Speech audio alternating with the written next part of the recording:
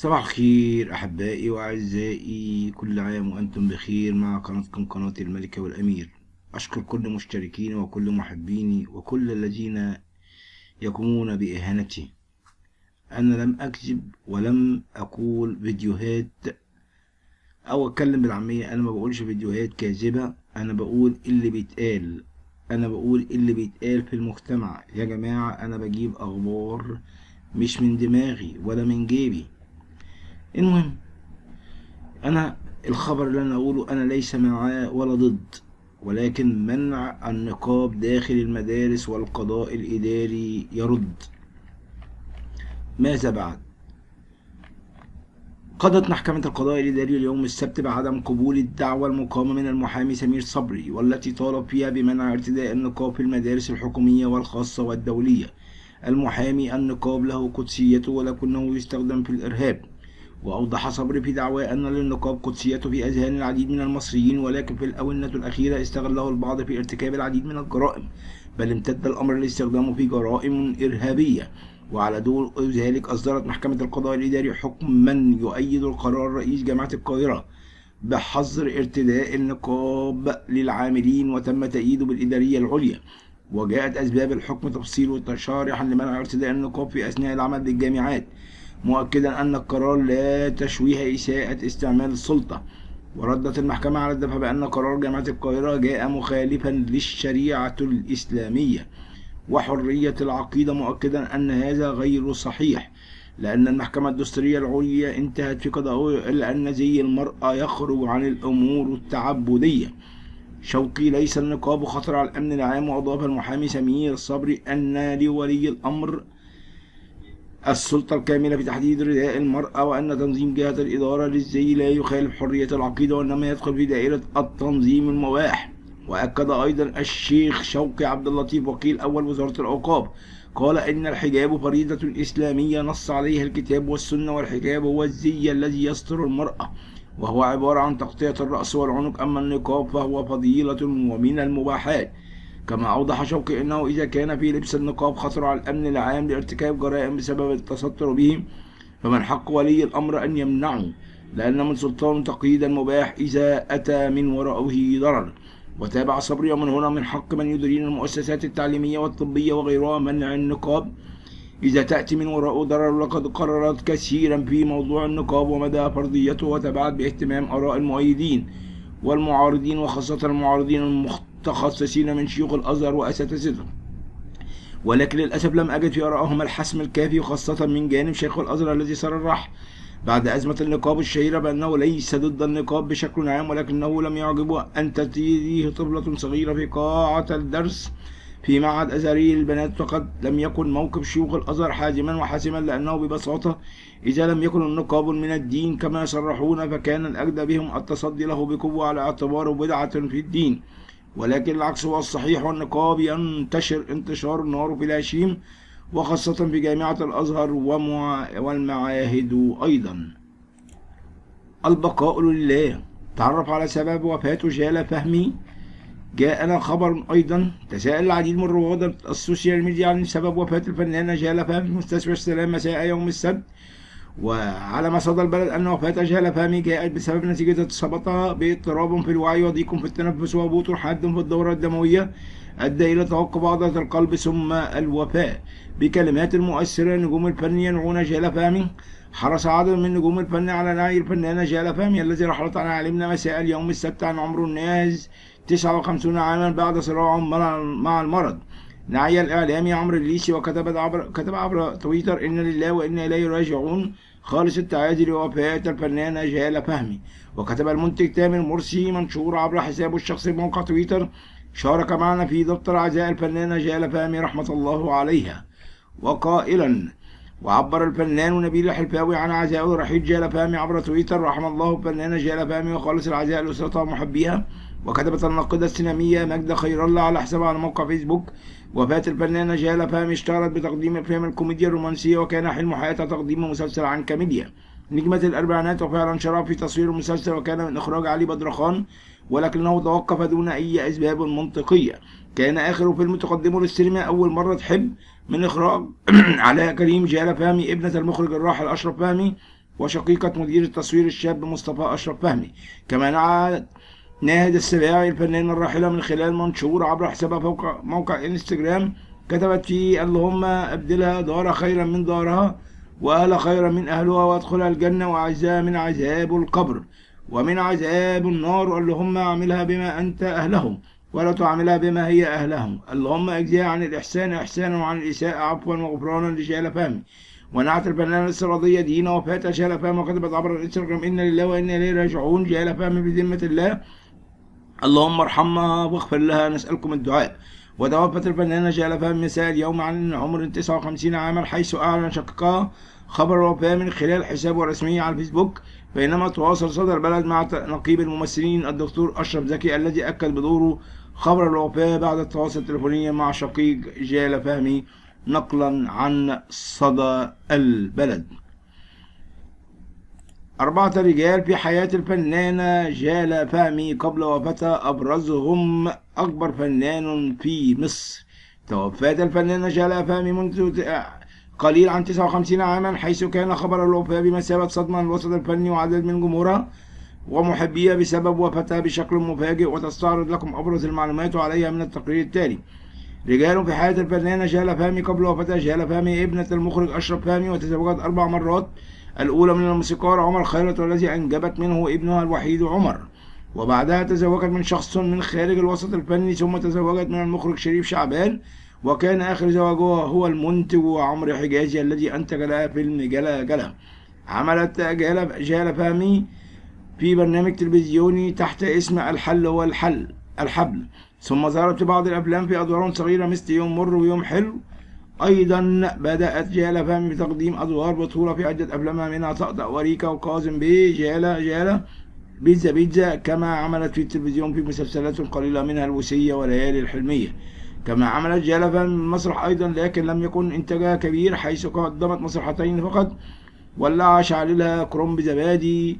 آخر ظهور الراحلة جال فهمي قبل وفاتها تداول عدد مرات التواصل الاجتماعي صورة للفنانة جال فهمي من أحدث ظهور لها من قبل وفاتها بفترة قصيرة، مما أثار حالة من الجدل بين الجمهور بسبب ظهورها بشكل مختلف تماما عن ما كانت عليه، حيث ظهرت الفنانة جال فهمي خلال الصورة المنشورة وهي تبدو نحيلة وملامحها يبدو عليها علامات الشيخوخة بشكل كبير، مما أثار حزن الجمهور.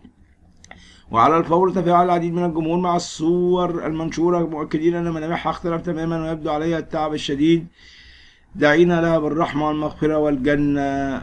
يا الله يرحمها ويرحم الجميع. تصريح صادم من الرئيس الفرنسي عن الحرب في أوكرانيا. ماذا بعد؟ حذر الرئيس الفرنسي إيمانويل ماكرون اليوم السبت من أن الحرب التي شنتها روسيا في أوكرانيا. وقال ماكرون في تصريح خلال افتتاح المعرض الدولي الزراعي في باريس وفقا لقناة فرانس 24 الإخبارية: من المؤكد أنه ستكون هناك عواقب على صادراتنا في القطاعات الرئيسية مثل النبيذ والحبوب والعلف، ومشيرا إلى أن الحكومة تعد خطة وصمود لمواجهة العواقب الاقتصادية اللازمة. وتعد فرنسا 9 أكبر مورد للمنتجات الغذائية الزراعية لروسيا بقيمة 780 مليون يورو سنويا بحسب جمعية الصناعات الزراعية الفرنسية. كما أن هناك العديد من الشركات الفرنسية الكبيرة في أوكرانيا تعمل في قطاعات الألبان والحبوب والبذور.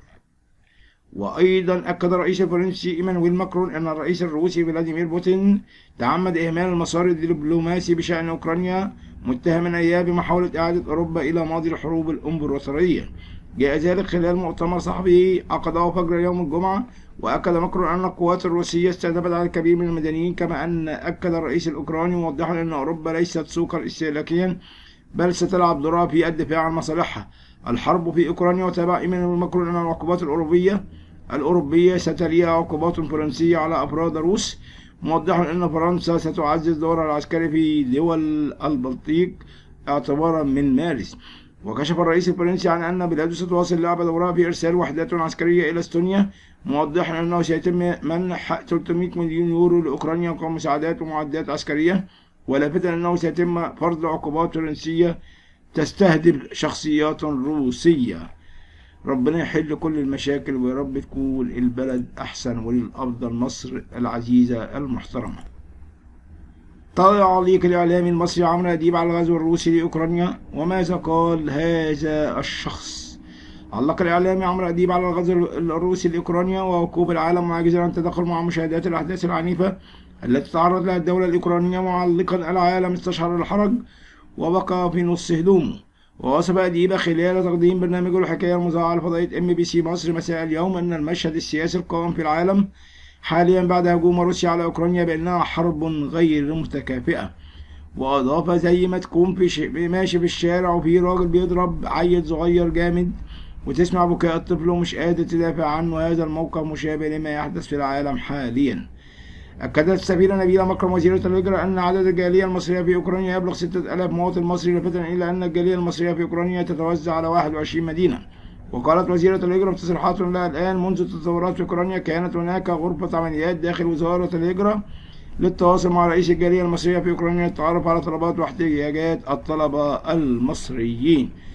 وأكدت أنه لا توجد حالات إصابات لأي من الطلبة والطالبات المصريين في أوكرانيا ولا حالات فقدان لأي واحد منهم، وتنحصر طلباتهم في العودة إلى أرض الوطن. ونشر تفاصيل المنافذ التي من المقرر أن يصل لها المصريون في أوكرانيا، قائلا: لأولادنا في أوكرانيا في 8 منافذ لدخول بولندا. أولا المنافذ الأكثر تجهيزا لكن عليها زحام شديد من الجانب الأوكراني، من الجانب البولندي، من الجانب الأوكراني، من الجانب البولندي. وحذرت وزيرة الهجرة من أحد المنافذ قائلا: يحدث الآن صدمات على منفذ متكيا، ينصح بتفادي هذا المنفذ. ونشرت أرقام الطوارئ في السفارة المصرية في بولندا، وهو 00485141541166 004851153838 نقلا عن الويب.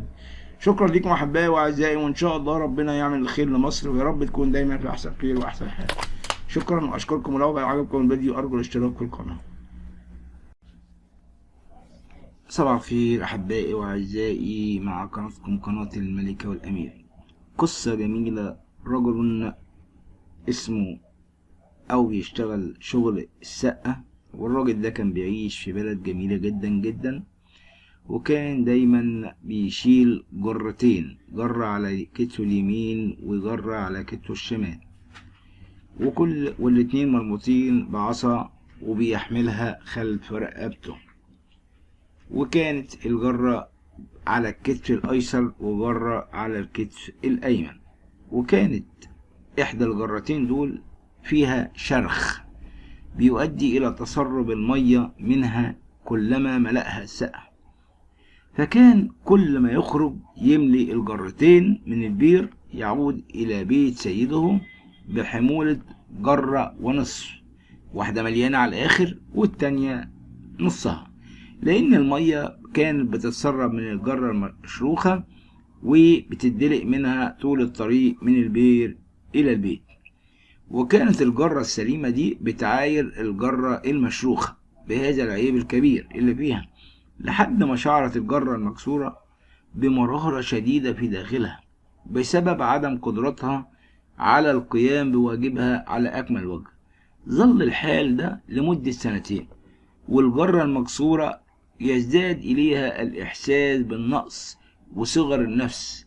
وأخيرا قررت إنها تتكلم مع السقة. قالت له: أنا حاسة بالخجل والخزى وعايزة أقدم لك اعتذاري. سألها السقة باندهاش: ليه عايزة تعتذري؟ عن إيه عايزة تعتذري؟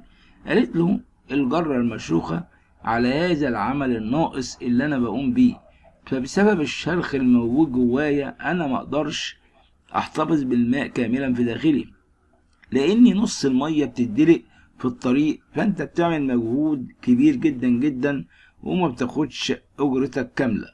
أحس السقة بمشاعر الجرة المكسورة، وفي كلمات جميلة جدا قال لها: في طريق عودتنا من البير إلى بيت سيدي انظري تحتك على تلك الزهور الجميلة اللي نبتت طول الطريق.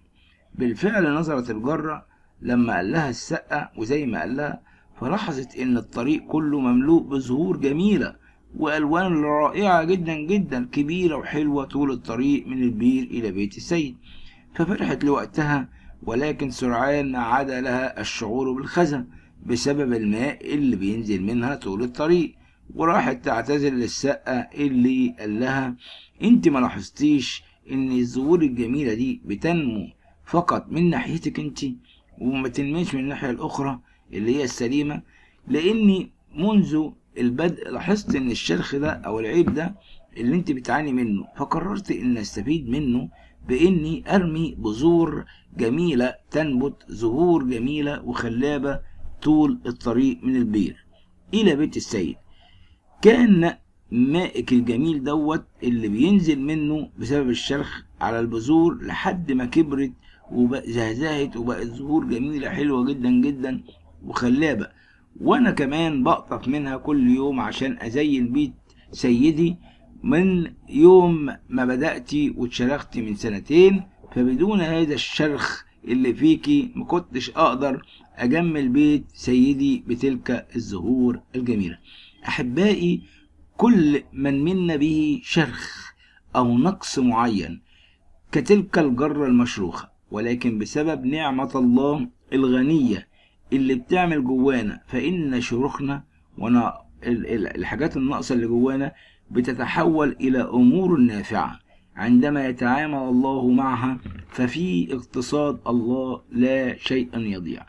وكان السقة حامل جزء الماء جرتان من الفخار، كل منهم معلق في نهاية قائم خشبي بيحمل على رقبته.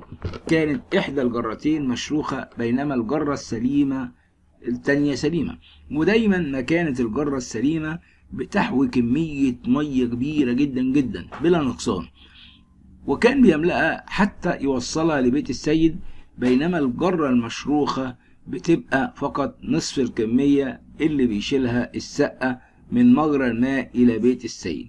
على مدى 2 كاملتين كان هذا العمل يتم يوميا لحد عشان بيوصل السقة لحد ما يوصل إلى بيت سيده جرة ونصف من الماء. وبالطبع افتخرت الجرة الكاملة بكمالها فهي ممتلئة إلى حفتها بالماء وتؤدي الغرض اللي من أجله صنعت، إن هو كل هدفه إن هو يوصل المية كاملة لسيده. بينما كانت الجرة المشروخة خجلانة لعدم إنها ما كانتش كاملة، ويأسى لعدم قدرتها على إنها تشيل المية كاملة، بل للأسف كانت لنصها. بعد 2 من هذا الفشل الذريع تكلمت الجرة المشروخة مع السقة حامل المياه عندما وقالت له: أنا خجلانة من نفسي وأرجوك استعطفني. سألها السقة: ليه مكسوفة وليه خجلانة؟ قالت له: لأنني لم أتمكن على مدى 2 إن أنا أحمل لك كل المية، بل كنت بحملها لك بنصها بس، بسبب الشرخ اللي بجنبي اللي بيجعل المية تنقط منك أو تخرج خارج الطريق اللي انت بتسلكه، وبسبب الخلل اللي فيا دوت فأنت مضطر كل يوم هذا العناء، وما بتجنيش وما بتاخدش أجرتك غير الأجرة بسيطة بسبب الشرخ اللي جواه. لما شعر الرجل بتأثر بالغ من جهة الجرة المشروخة المسكينة، وفي عطف تحدث معها قائلا: في طريق عودتنا لبيت السيد أريدك أن تلاحظي الزهور الجميلة عبر الطريق. وبينما كان السقة ماشي في الوادي وهو حامل جرتي الماء، لاحظت الجرة المشروخة إن الشمس بتطلع وتنور وتسطع على زهور برية جميلة على جانب واحد من الطريق، وهو الجانب الأيمن بتاعها، وهذا أسعدها بعض الشيء. ولكن في نهاية الرحلة كانت مازالت بتشعر بيأس، لأن كمية المية اللي كان بيحملها رشحت منه نصف الكمية، وأبدت أسفا شديدا للسقة بسبب فشلها في حمل كل كمية الماء. انتظر وشوف المفاجأة. قال السقة: انت ما لاحظتيش ان الزهور دي موجودة في جانب الطريق اللي من ناحيتك، اللي انا بشيله على كتفي اليمين وليس من الجهة الاخرى، لاني عرفت نقصك الدائم واستفدت منه، فزرعت بذور بعض الازهار عبر الطريق على الجانب الايمن. وكل يوم في طريقي عودتي من مجرى المياه بينما انا سائر وحامل الجرتين، كانت هذه البذور تروى من الماء الذي يرشح منك على الجانب الأيمن. ولمدة 2 نمت هذه الزهور وكبرت، واستطاعت ان انا اخد منها وازين بيها مائدة سيدي. فلو لم تكوني بهذا الضعف ما كان بيت سيدي يحظى بهذه الامور الجميلة. هذا الكلام شجع الجرة وأبعد عنها حالة اليأس اللي هيمأت عليها بسبب ضعفها.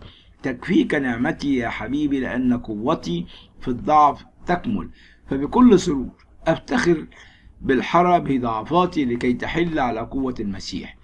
إن لكل منا نقائصهم، كل واحد فينا ناقص، كلنا جرار مشروخة، لكن متى سلمنا حياتنا للرب يسوع فهو يستخدم نواقص لمجد أبيه.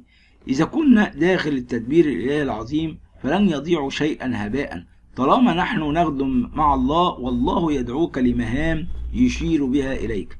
اوعى تضعف، اعرف واسمح لربنا انه يستخدم ضعفك، وان كان جواك ضعف وانت ايضا تستطيع ان تكون أداة في تجميل طريق الله.